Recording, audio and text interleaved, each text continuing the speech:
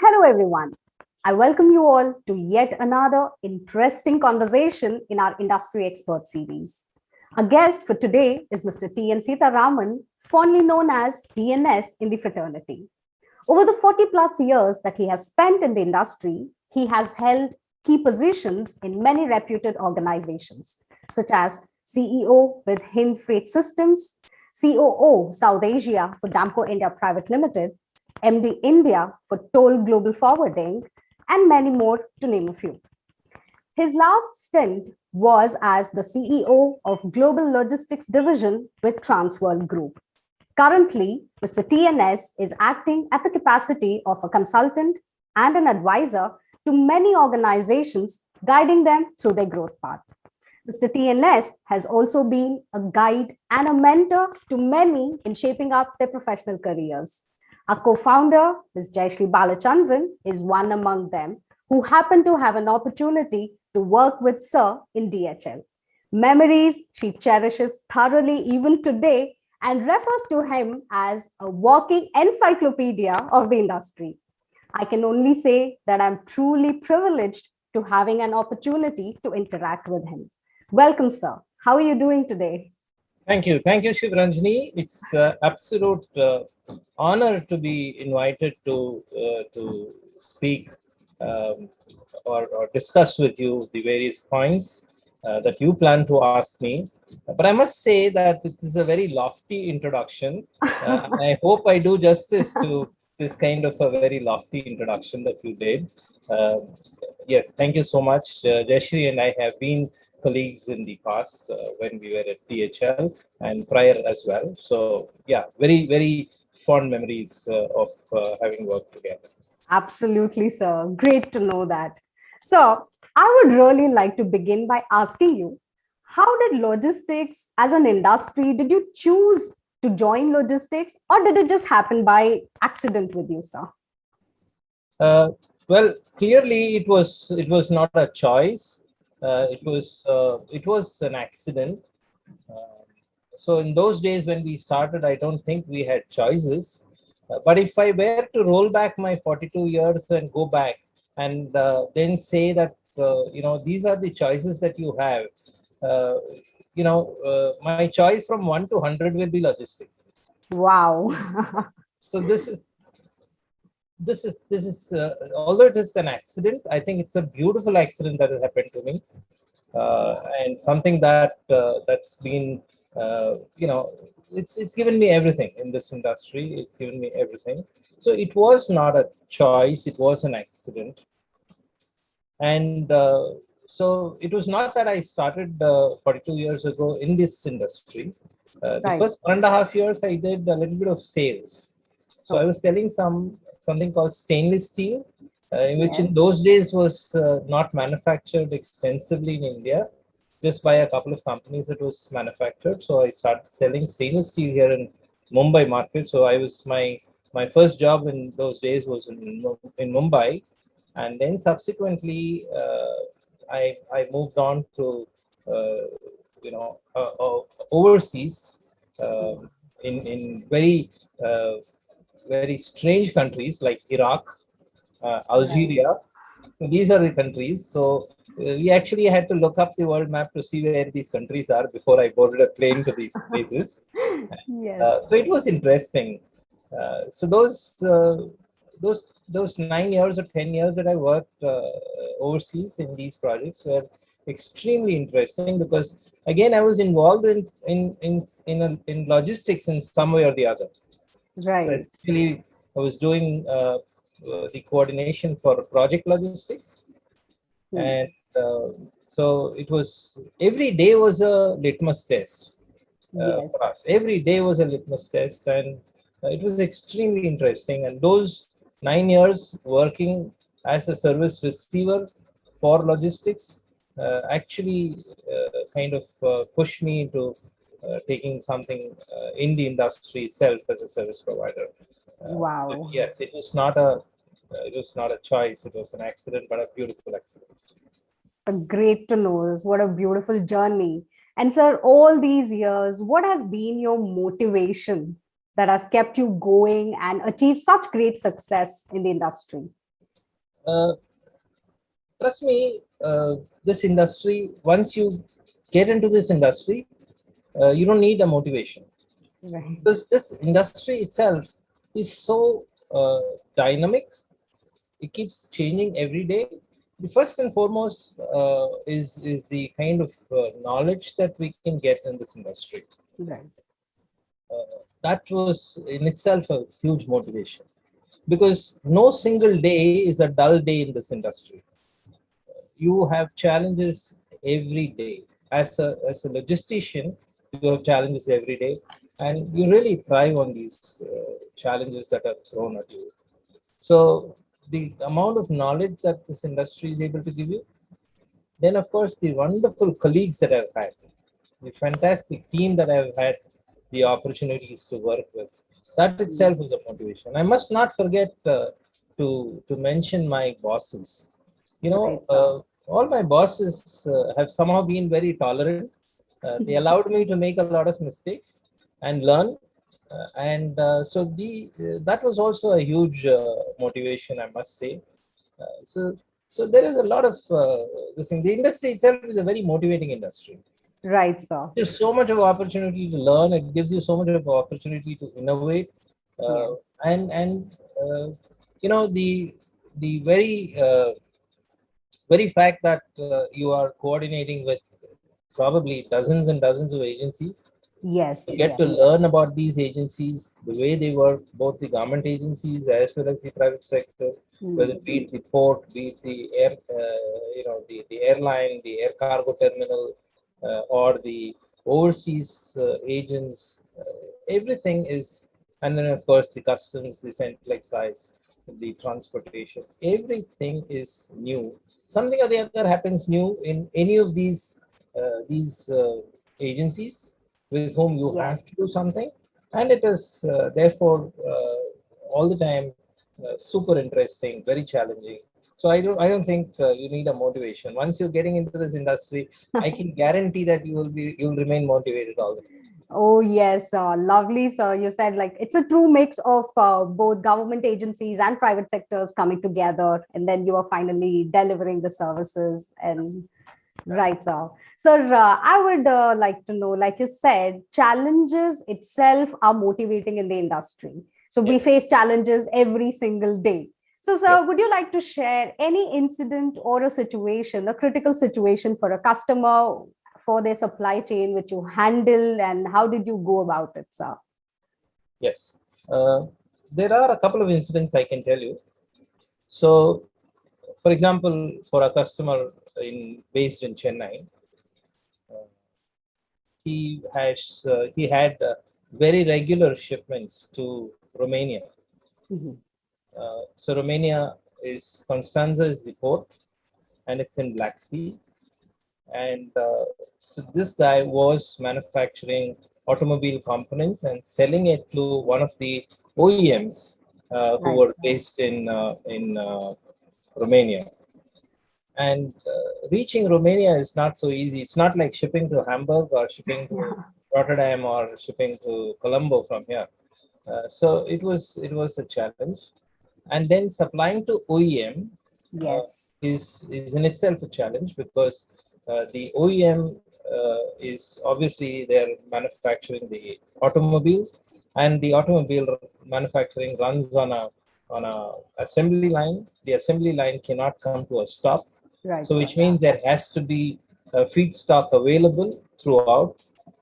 And this customer was supposed to be feeding the assembly line, and we were actually maintaining a warehouse for him in Mm. Romania, in Constanza.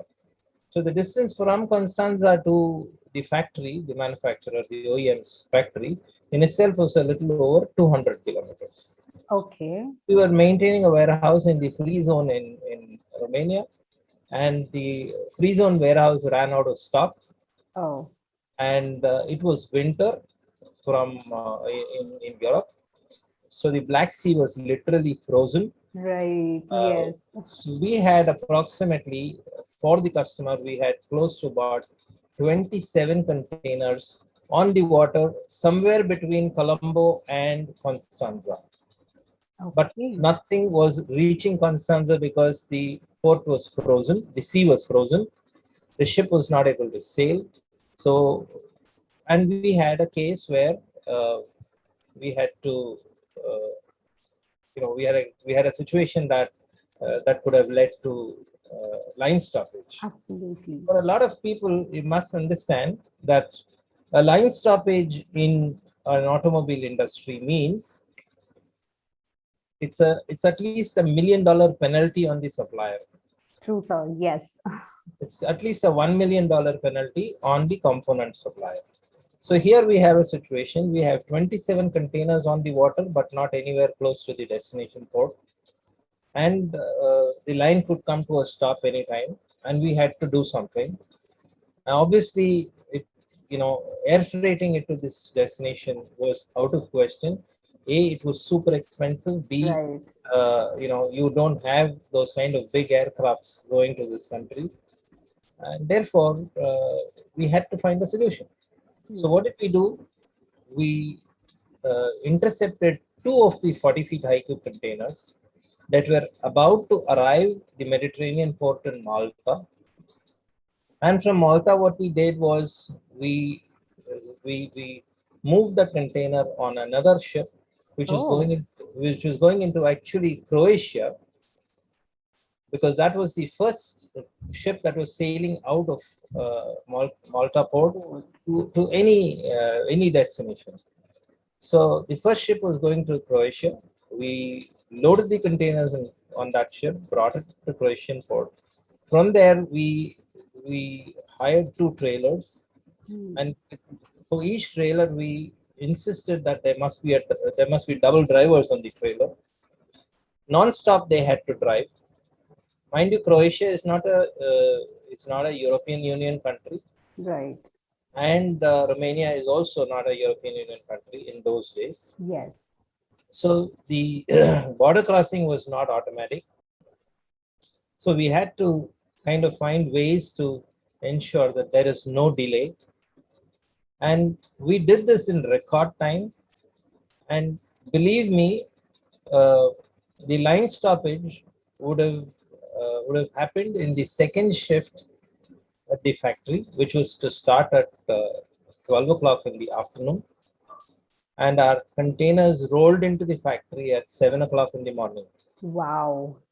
So, by the skin of the teeth, we saved close to $1 million for the customer. So, that was a fantastic challenge. True, sir. And these are you asked me what keeps you motivated. These are Yes. Absolutely, sir. And so which year was this? When was this, sir? So this was in the year 2011. Right. Okay.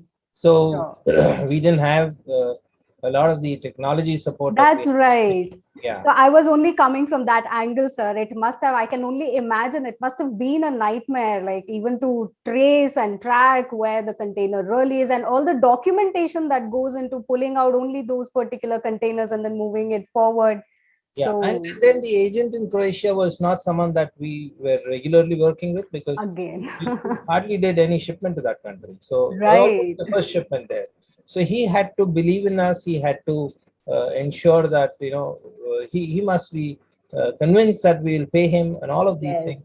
Yes. So Yes. we had to send this money quickly, immediately in advance before even the shipment reached, so that he will not give up on it. And we needed everybody's cooperation, including the driver's cooperation. Absolutely, sir. Absolutely. To drive nonstop and get the containers. And Correct. it must have been such a great feeling at the end of all this, sir. Indeed, and I must say that the customer, right up to their managing director's level, they personally called us, called our team, and thanked us for the solution. And that Right. is what is again a motivation. I agree. I completely agree, sir. So moving on. So we know that, I'll give you another case study. yes, please. This was for one more customer. He was moving a kind of a project machinery, which Mhm. was weighing close to about 55 tons. Okay. This was to go to Jamshedpur. There was no break bulk service in those days. This was also circa 2009 or so. And there was no break bulk service to Calcutta. We brought this shipment into Mumbai port and then trucked it all the way from here to Jamshedpur. Right, sir. So arriving to Mumbai port, loading it on a truck until Sashram, everything went smooth. And then after it moved out of Mumbai port, after about 10 hours, the driver, the truck, everything kind of vanished. Right. So we had no clue where he was. Yes. And so typically the transit time would have been maybe 4 days or 5 days. And for the next 12 days, we were actually trying to trace where this driver is, where the truck is. Sure. And see, the project transportation, people will have to understand there is a project machinery that comes in. It's been bought from some foreign country. In this case, this was a machinery from Korea. And the Korean engineers had already arrived the site, waiting for the machinery to come so that the installation can. Right. For that installation and commissioning time was 3 days. So they had arrived here with 3 to 4 days of stay planned. And here we have a truck that's vanished for 12 days. So we've got these foreign technicians waiting there and then threatening to go back to Korea. And then if they go back, you don't know when they'll come back. So the entire project could get unduly delayed. And we as service providers, we could be held for this delay, and we could be, there could be a claim slapped on us. That's right. So these are matters that needs to be considered before providing any logistics solutions. And so we managed to finally, send a team of guys from Mumbai driving the same route to Jamshedpur, and then one set of people coming in from Calcutta, searching the roads, checking all the records in the checkposts as to whether the trailer has crossed that checkpost or not. So we did all of these things, and finally, after 12 days, we found them just 400 kilometers away from Mumbai. Oh, okay. He had not left in the first place. He was almost hanging around. So he had a trailer which apparently did not have the RTO passing. Okay. His insurance had expired. Right. So we did not know any of these things. So these are lessons that we learned from that incident. Correct, sir. Sure. So the learning that you also make along the way. Yeah. So the important thing is, we just managed to get the machinery into that project site just about in time, and we did lose a lot of money. We spent a lot of precious moments, but then phenomenal learning from that. Absolutely, sir. Absolutely. Such instances actually add up to your whole experience as such. Great to know that, sir. So moving on, my next question would be, sir, we know that logistics is a very dynamic industry. It keeps changing with times, and accordingly, people and processes have also to adapt with whatever is required. So my next question to you is, what do you think are the key skills someone must possess in order to face such challenges or changing times and hold their ground in the industry, sir? So before the skills, I would probably say knowledge, and knowledge. Wow. Very critical in this industry. Yes. Okay. Once you have the knowledge, and then this knowledge is not simply about moving cargo from A to B. It's not about finding out the freight rates. It has to be a lot more than that. So that's absolutely the most critical thing. Of course, technology is given, because today the customer, even our own business, we use a lot of technology. So the usage of technology, the way how computer savvy you are, that's very critical. So that's something that cannot be definitely ignored. And then, of course, the communication. Right. I believe that while we all claim we move cargo, it's actually the information that moves cargo. True, sir. Yes.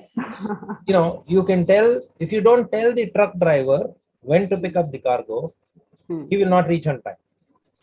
So telling him is information. Right. If you don't tell the airline, uh, what's the nature of the cargo, Yes. or by when you want it reached at Get it this, delivered. Yes. he's Yes. not going to move it on time. So that's again information. If you don't tell the customs what you're going to be exporting, what is the Yes. value, so if you don't tell that, uh, cargo is not going to move. So then Right. that is information. So likewise, every single agency requires some kind of an information. The customs requires a different type of information. The, the transporter requires a different kind of information. The CFS or the ICDs require a different kind of information. The shipping line, the airline requires a different type of information. All of these are resting with us as logistics service providers. All this information is supposed to be with us. And our job is to know from where we can get this information. Right. That is required by all of these people. Our job is nothing more than this. Wow. If I know where I can get this information, then I will pass on this information to the right agency without an error. If I'm able to pass on this, my cargo moves without a problem. So I think it's about analytical skills of receiving the right information and then passing it on. So the communication skills, and of course the technology skills, and over and above all of these things, the knowledge of Knowledge. who wants what information, when, at at what level do they want this information. This is the key to the whole. So beautifully you have conveyed. We all think we are moving cargo, but in fact, reality is we are actually sharing or passing critical information on time, enabling the process to be smooth. That's Lovely, why I sir. keep saying information moves cargo, nothing else moves cargo. Right. Yes. My learning for the day as well. Thank you so much, sir. Sir, setbacks are a reality in everyone's career and life. And I'm sure there may have been quite many setbacks that you also faced in your career. So, how did you overcome setbacks and how did you push yourself forward and move ahead? Uh, well, I've been very fortunate, I must say. Wow. So my whole life story is super exciting story in the sense uh, I've not had too many setbacks. Right, sir.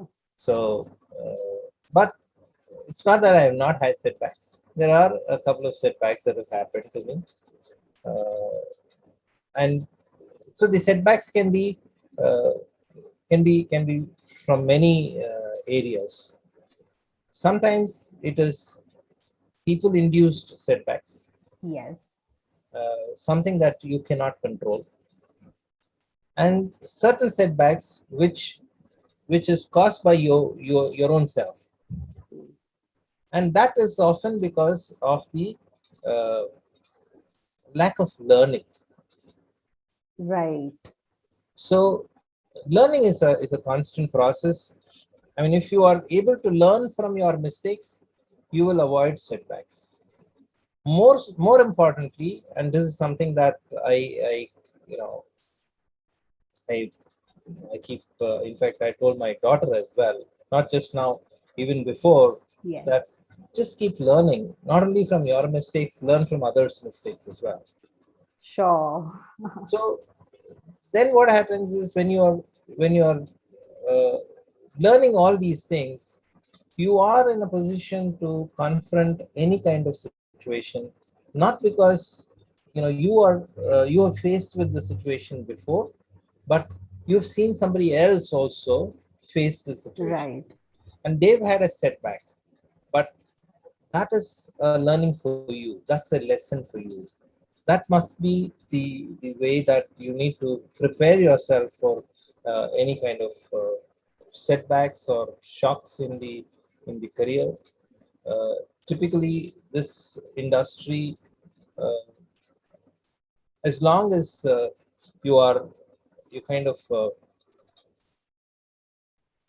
executing your work correctly, and you are in a position to uh, add value to the people around you, this industry will not give you too many setbacks. The reason why I say this is because we still lack a lot of talent in this industry. So from this point of view, I must congratulate and commend BSLS for producing talent for this industry.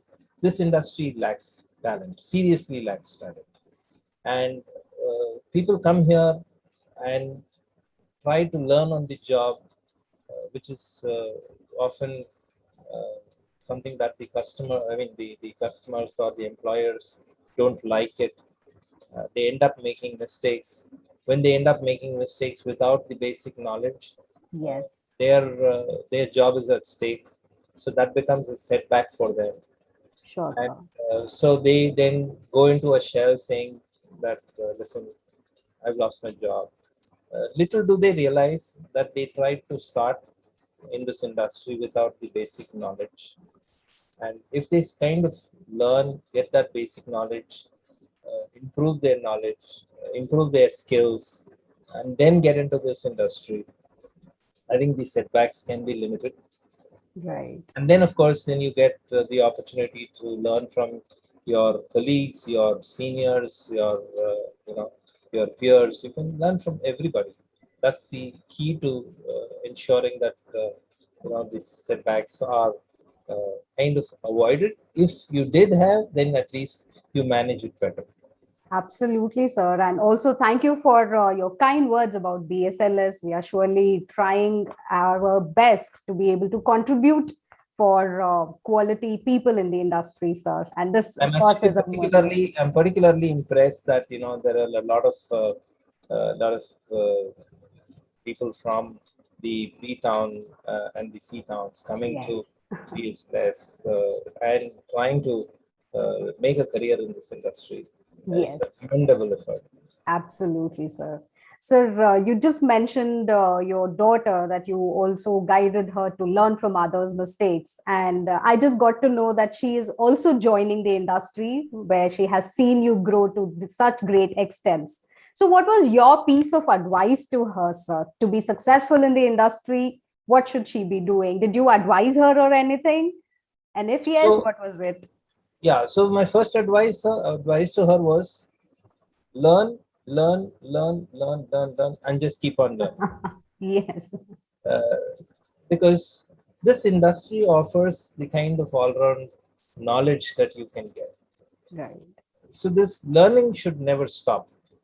Okay, uh, money is very important, no two ways about it. But if you learn, you grow. If you grow, the money will come to you automatically.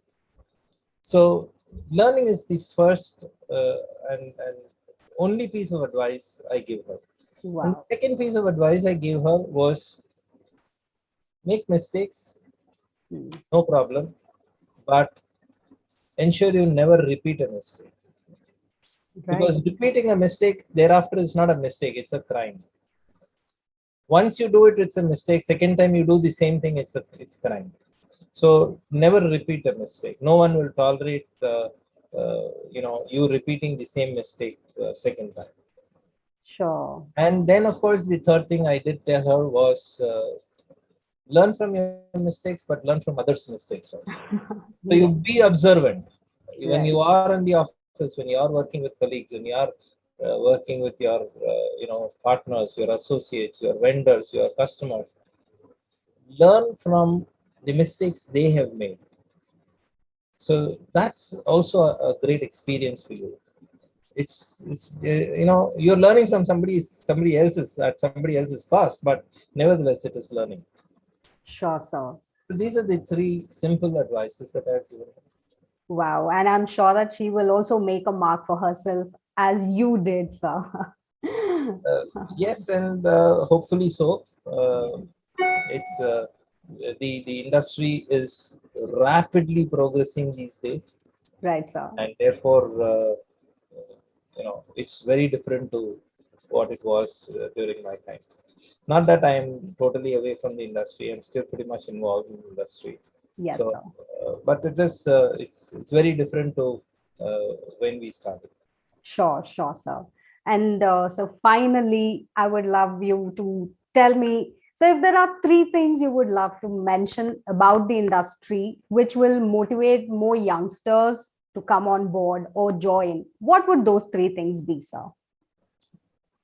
So the first thing that comes to my mind in this industry, especially in this international logistics business that we are in, the first thing that comes to my mind is it gives us an opportunity to work with multiple cultures. Yes, See, true. when you're doing business with a Japanese, it's not the same way as you do business with an Arab. Mm. When you're doing business with an American, it's not the same way that you're doing business with an Australian. Likewise, you're doing business with a Norwegian and you're doing a business with British. These are two different cultures, and you have the opportunity to learn the way their culture is. Once you learn that culture, their culture, it becomes easier for you to do business with them. Right, sir. You are in international business, your customer tomorrow will have shipments from Brazil. He could have shipments from Japan. He could have shipments to UK. He could have shipments to Australia. He could have shipments to any country, right? And you will need to coordinate with somebody there, your agent, your associate, whoever it is. You need to coordinate with them. And when you are to coordinate with them, it's very important to know how do I address the person there? What kind of a language I use to Yes, communicate with him? yes, When I sir. am when it's a oral communication, how do I modulate? If it is a written communication, what kind of words I should use or I should not use, the words that I can avoid.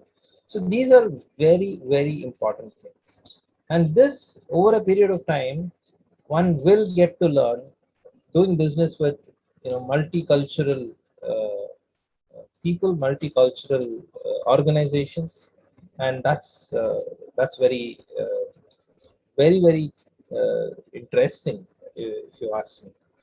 And the second thing is, uh, so today with technology explosion and the speed of delivery, which is which we are all used to from the Amazons and the Flipkarts of the world, everyone today expects everything in no time, and more importantly, they want to see where their cargo is. They want to Yes, track their cargo. This is today. Now imagine the students who are in schools and colleges today, probably 10 years from now or 7 years from now, they will be the ones who are working in some organization, handling their material logistics. And then there are people who are born with iPhone 13. that's right, sir. Right. So Yes, their expectation of speed, delivery, information, accuracy, all that is very different to what very it was different. during maybe your time or maybe even my time. Right, And sir. and therefore the the whole way the logistics will be conducted, or will be conducted in the future, could be very largely different from what it is today. So when I started, we did not even have a fax machine. We used Correct. to work with telex machine and telegrams. Right, sir. Yeah. So for us, when we saw the fax machine, it was a extraordinary thing. Now fax machine does not exist. Pages don't Yes. exist. Everything is done on a mobile phone, Yes. and so the new generation wants everything there. on their palm. Fingertip. That's true, sir. The click of it and everything should come. Correct. And therefore, it's very important for the logistics industry to evolve as well. Unfortunately, our industry is still lagging behind tremendously on the use of technology. Sure, We sir. are still very archaic in our way of functioning. Mm. We've been talking about things like machine learning and artificial intelligence and blockchain and all of that. So, you keep attending seminars and all of that, but no one has yet been using that extensively. If we are lagging behind in use of technology, our customer segment is also largely lagging behind as well. Right. So even a country like India, where a large part of the trading companies are small to medium-sized companies, so they still don't invest a lot of money in technology. So True, they sir. still are very manual in their work. So somewhere along this will change. When this changes, we have to be ready to adapt to these changes. But I would probably think today is the best day, not tomorrow. Yes. Invest in it today and change it from today itself. Sure, sir. Sure. Thank you so much, sir, for sharing such great insights and interesting insights on the various topics that I asked you to share your thoughts on. And on behalf of Business School of Logistics and Shipping, I would like to thank you once again for having taken time out of your busy schedule and spending this time with us and sharing your input, sir. Thank you so much, sir. Thank you so much. Thank you so much, Shivandini. I'm truly honored that you all chose to interview me today. My little piece of advice to the students at BSLS is you all have a fantastic opportunity to uh, to learn about this super exciting industry. I truly wish all of you a wonderful career ahead. I'm sure you'll get all the uh, very important foundation that is required for this industry from BSLS. Use it to the best of your abilities. And I'm sure see, the most important thing is about our industry is cargo will not travel by wire. Yes. So any amount of technology, it can only carry information. Cargo is still going to move by ships, by aircrafts, by truck, by rail, by barges. It's going to move. So as long as the cargo moves, we are in business. So if we are in business, then people trained from places like BSLS are probably the potential leaders of tomorrow. So wish you guys all the best as well. Wish the BSLS team as well, wonderful success. Thank you so much, sir. You, in fact, have concluded it beautifully and also thorough motivation for us to keep going on this journey with full energy, sir. Thank you Thank you. so much, sir. Thank you.